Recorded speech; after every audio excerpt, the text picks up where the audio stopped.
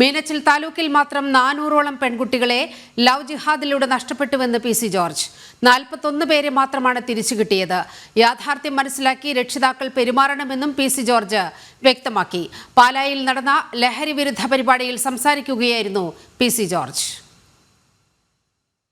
കുടുംബങ്ങളിലൂടെ മാത്രം പ്രചരണം നടത്തിയേ മദ്യത്തിനെതിരായ പ്രചരണത്തിൽ നമുക്ക് മുമ്പോട്ട് പോകാൻ കഴിയൂ എന്നാണ് എൻ്റെ വിചാരം.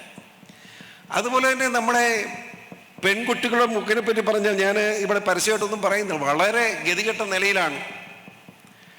400ഓളം കുഞ്ഞുങ്ങളാണ് ലവ് ജിഹാദിലൂടെ നമുക്ക് നഷ്ടപ്പെട്ട. മീനച്ചിൽ താലൂക്ക് മാത്രം എത്രത്തെ തിരിച്ചു കിട്ടി? 41 തിരിച്ചു. സമയക്കുള്ള ചരിത്രത്തിലേക്ക് കിടക്കുന്നില്ല.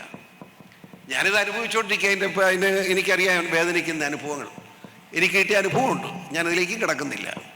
പക്ഷേ നിങ്ങളോട് എനിക്ക് പറയാനുള്ളത്, സാറന്മാർ മാത്രം സ്കൂളിൽ പഠിപ്പിച്ചിട്ട് പിള്ളേരെ ഒന്നും പേടിപ്പിച്ചാലും നടക്കുകയില്ല. സാറന്മാർ അവരുടെ കുടുംബത്തിൽ അവരുടെ ഭാര്യയും മക്കളുമായി ചർച്ച ചെയ്ത് ഈ മദ്യത്തിനും മയക്കുമരുന്നിനെതിരെ പോരാടുക.